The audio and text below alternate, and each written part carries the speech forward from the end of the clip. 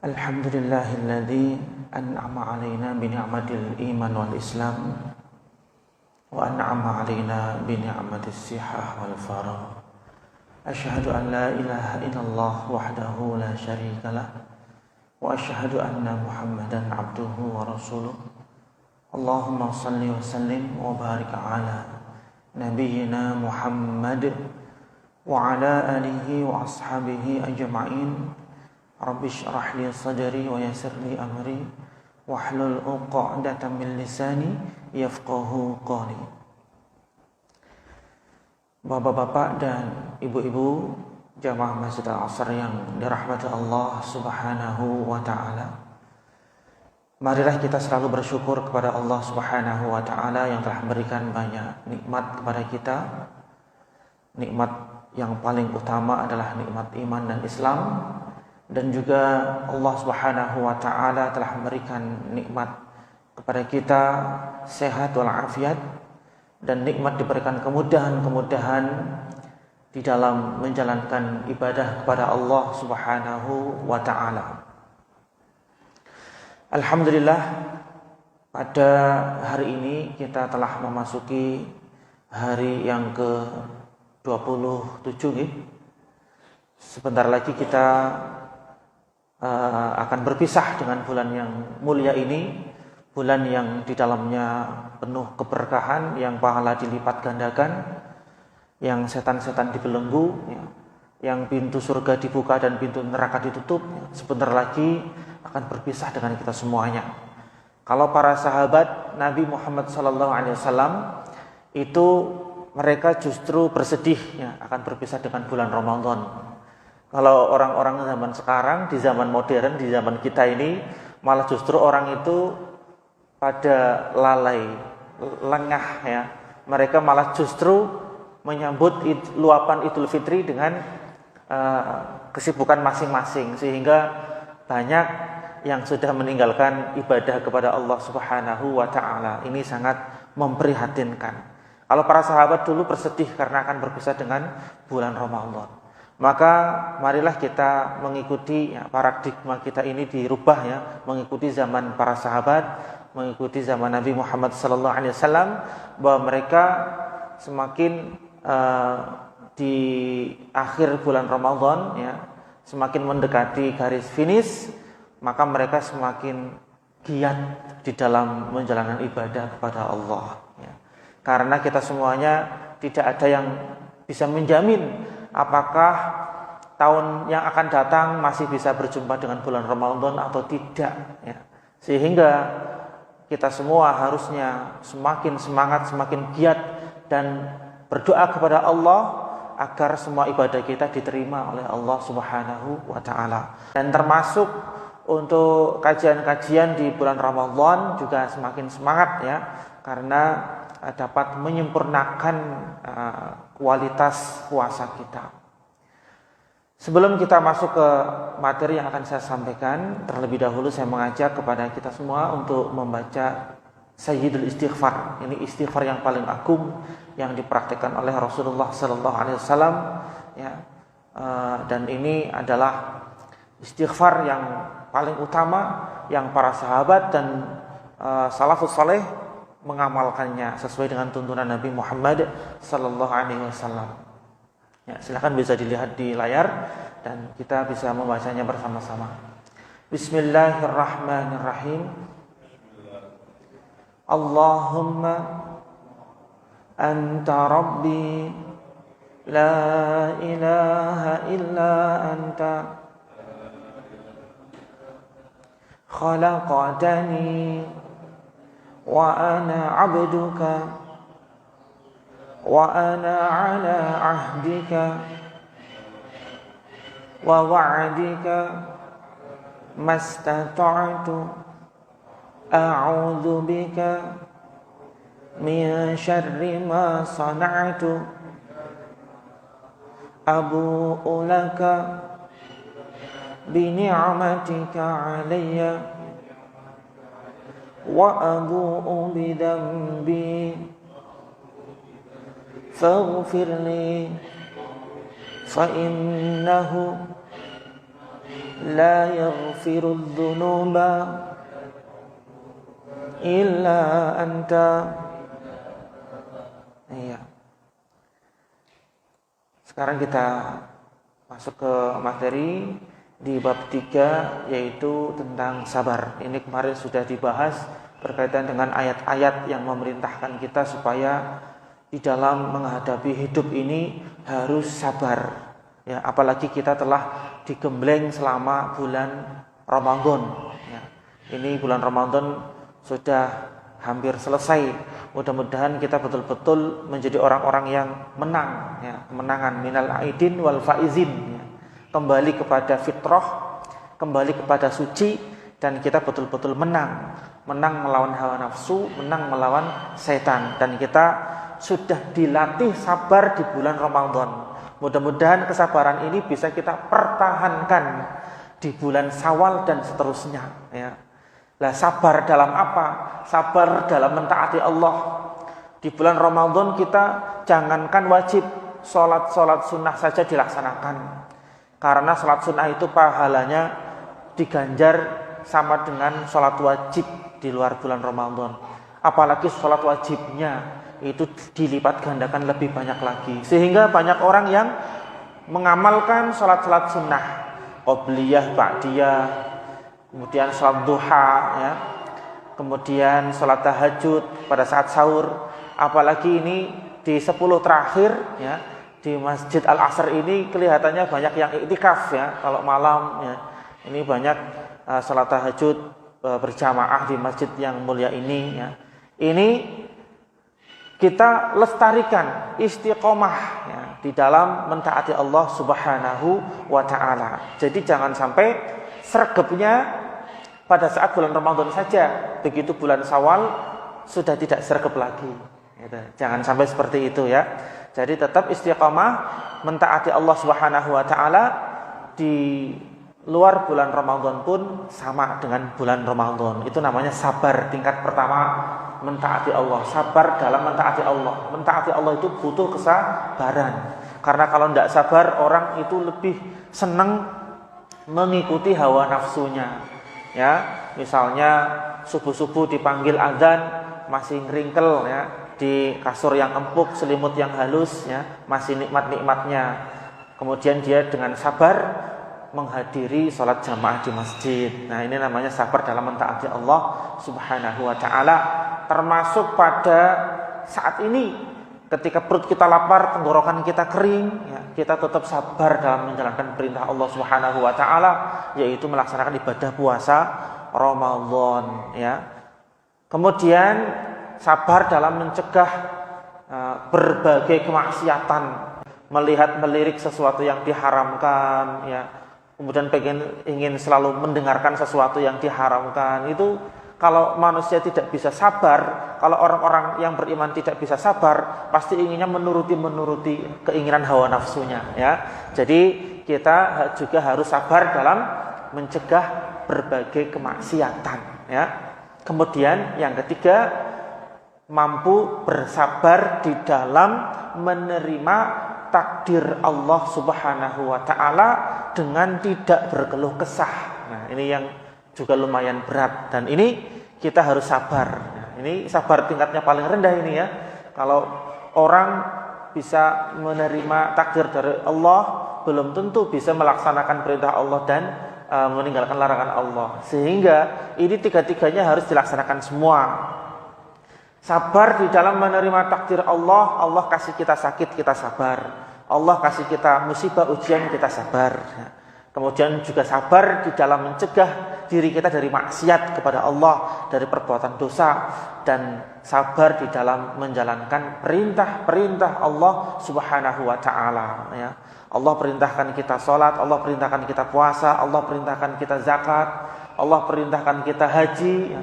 Semuanya dijalankan dengan penuh kesabaran. Sehingga ketika kita dalam keadaan seperti ini, sabar yang luar biasa, mentaati Allah, mencegah dari kemaksiatan dan menerima takdir Allah, maka kita dalam keadaan derajat tertinggi, ya. Sabar itu senantiasa bersama dengan Allah, orang-orang yang sabar. Innallaha ma'as sabirin. Dan orang yang sabar itu ganjarannya surganya Allah Subhanahu wa taala. Nah, ini kemarin ayat-ayatnya sudah saya sampaikan. Nah, ini yang ganjaran surga itu di sini. Wala nabluwannakum bisyai'im minal khaufi wal ju'i wa naqsin minal amwal wal anfusi was samarat wa basyiris sabirin. Dan sungguh kami akan memberimu cobaan berupa sedikit ketakutan. Ya, kadang-kadang kita diliputi ketakutan ya, terhadap musuh ya. Apalagi nanti di akhir zaman banyak orang-orang yang memusuhi Islam. Kemudian juga nanti akan diberikan ujian oleh Allah berupa kelaparan ya, wal ju' wa naqsim minal amwal, dan kadang-kadang kita juga diuji dengan kekurangan harta ya. Wal anfus, kadang-kadang diuji juga dengan kekurangan jiwa, artinya banyak yang meninggal dari saudara kita, dari keluarga kita ya. Wassamarat, dari buah-buahan juga kalau sudah masa paceklik ya, kemudian tumbuh-tumbuhan tidak bisa tumbuh dan tidak ada buah-buahan. Pada saat ujian Allah seperti ini, siapapun yang bisa sabar, maka kata Allah, wa basyiris sabirin ya, sampaikanlah berita gembira kepada orang-orang yang sabar. Berita gembiranya apa? Surganya Allah Subhanahu wa ta'ala.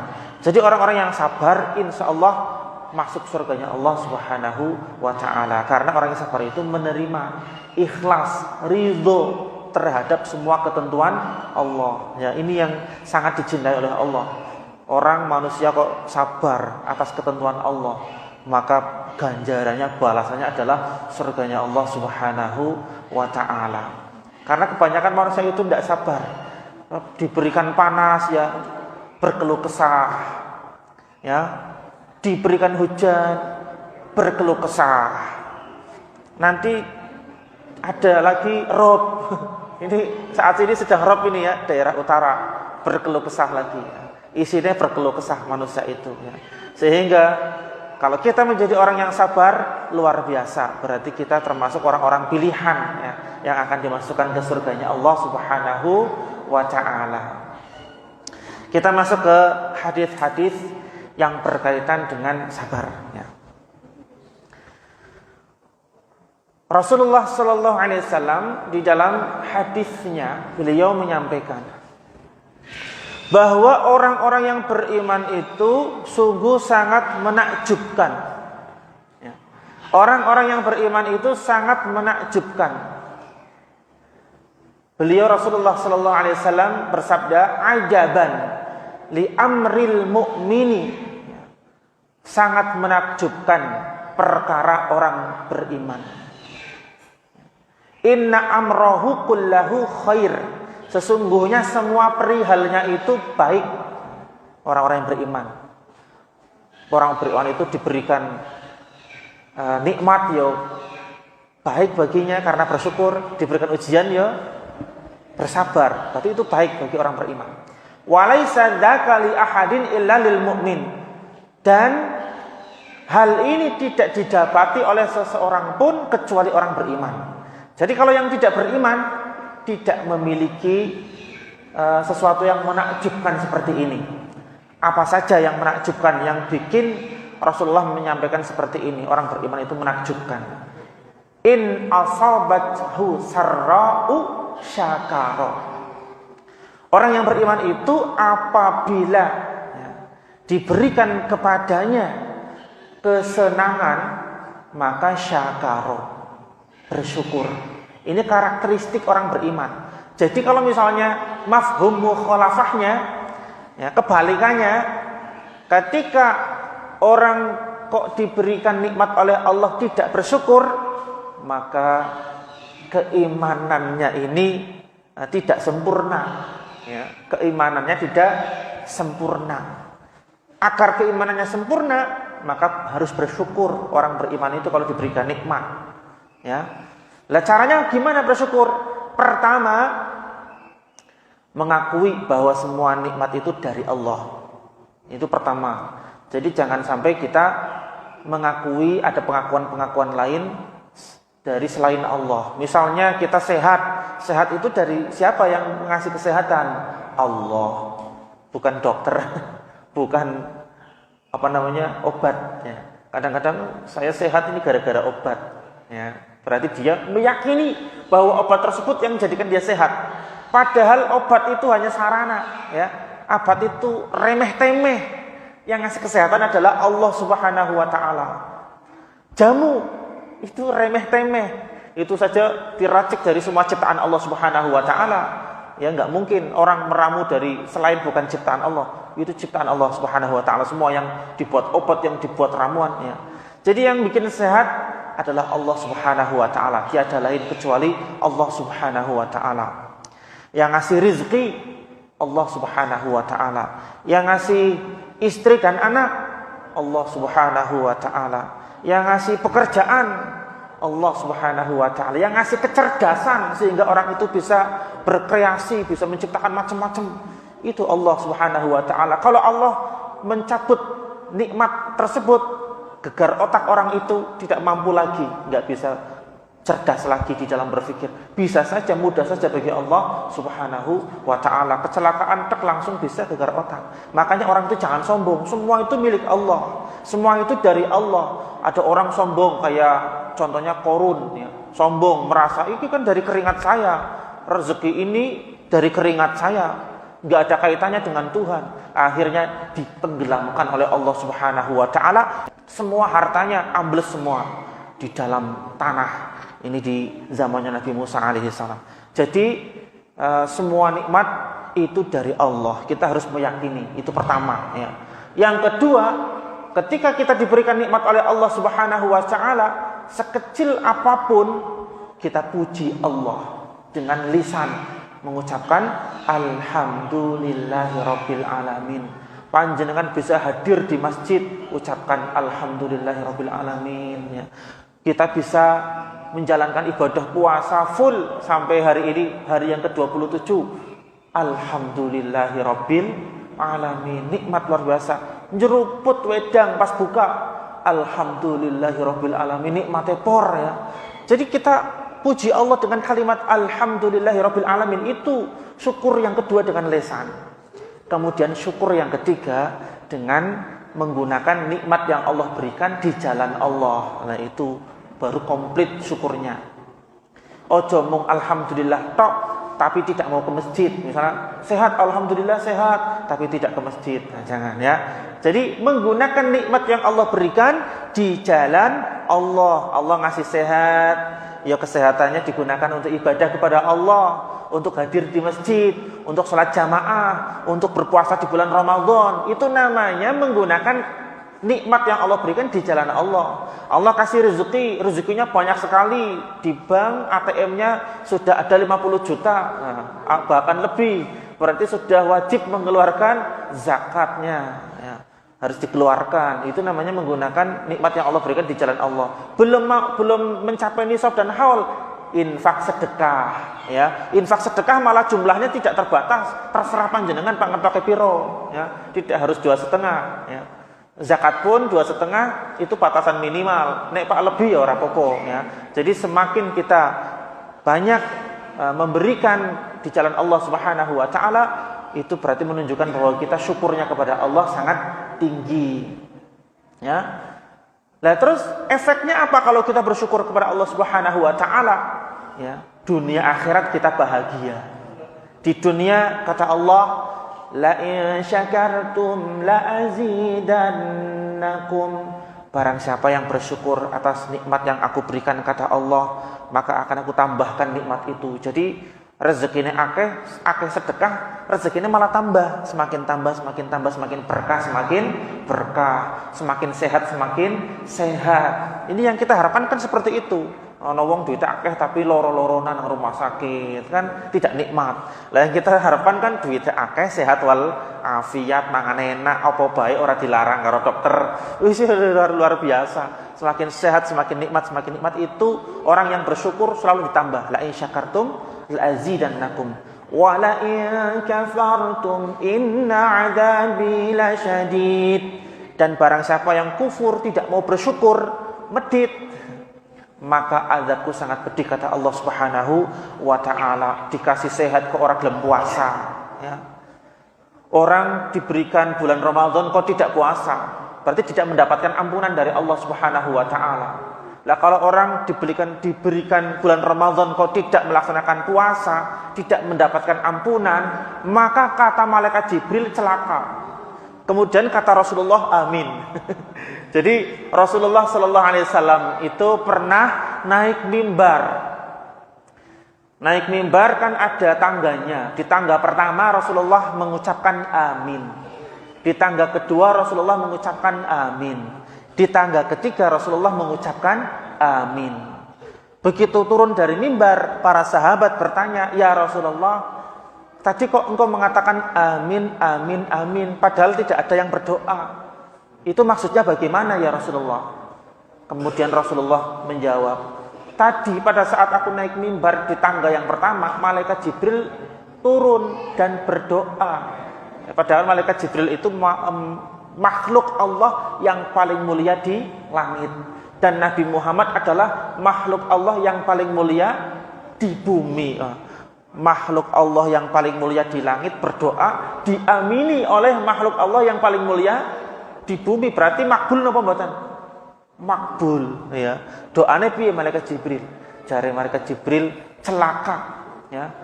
Umatmu yang menangi bulan Ramadan tapi tidak mendapatkan ampunan, ya.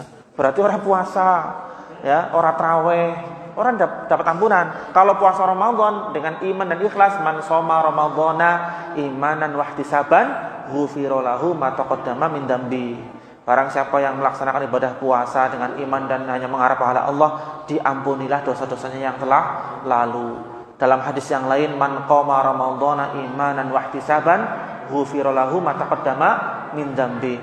Barang siapa yang mendirikan qiyamul lail, salat tarawih dengan iman dan hanya mengharap pahala Allah, diampunilah dosa-dosanya yang telah lalu. Kok ono umat Nabi Muhammad diberikan bulan Ramadan ora puasa, ora tarawih, berarti ora dapat ampunan? Malaikat Jibril ngomong celaka dan Nabi Muhammad amin. Celaka, ya. Jadi jangan sampai kita seperti itu.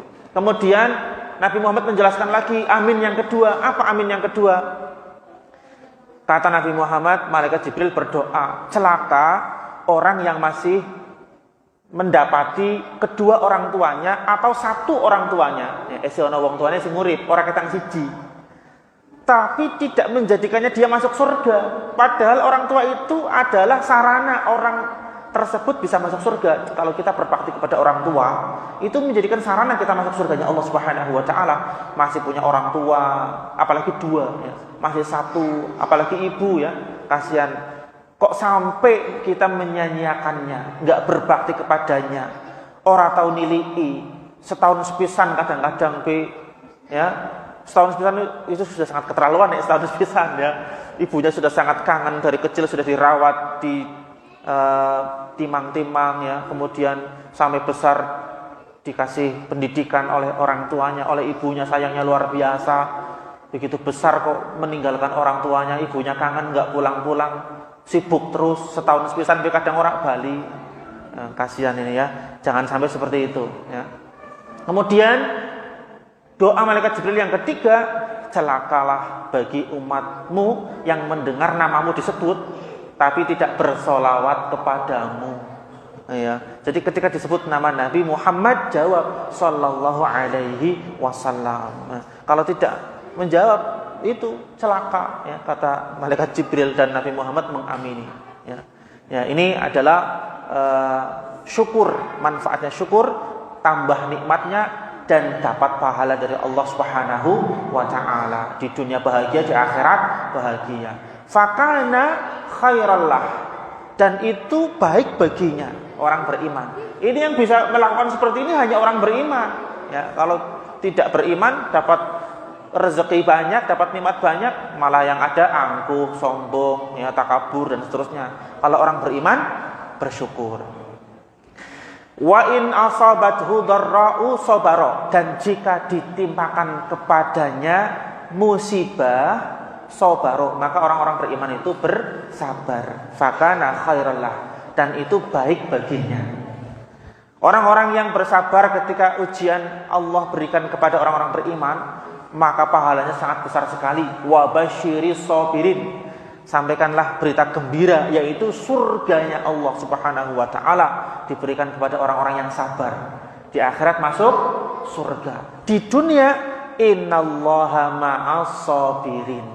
Sesungguhnya Allah selalu bersama dengan orang-orang yang sabar. Artinya senantiasa menyertai orang-orang yang sabar, senantiasa memberikan pertolongan kepada orang-orang yang sabar di dalam menerima ujian dari Allah Subhanahu wa ta'ala. Jadi kita sebagai orang-orang beriman, ya, intinya harus ridho terhadap semua keputusan Allah Subhanahu wa ta'ala. Dikai nikmat syukur, dikai ujian sabar, ya.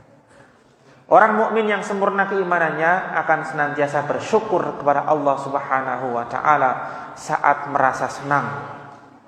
Ya, senang itu baik itu informasi, berita gembira anaknya sehat, itu senang luar biasa, langsung bersyukur alhamdulillah, ya. Dan bersabar menghadapi setiap kesusahan yang menimpanya. Apa baik kesusahan misalnya hujan, banyunya, airnya masuk ke rumah, itu juga kesusahan, ya. Itu sabar, ya. Maka ketika sabar disunahkan membaca istirja, innalillahi wa inna ilaihi rajiun. Jadi kalimat itu tidak hanya untuk orang meninggal, setiap kesusahan. Bahkan Rasulullah SAW pernah lampunya mati, baca itu, innalillahi wa inna ilaihi rajiun. Kemudian istrinya Aisyah bertanya kepada Rasulullah, bukannya ini hanya lampu mati ya Rasulullah?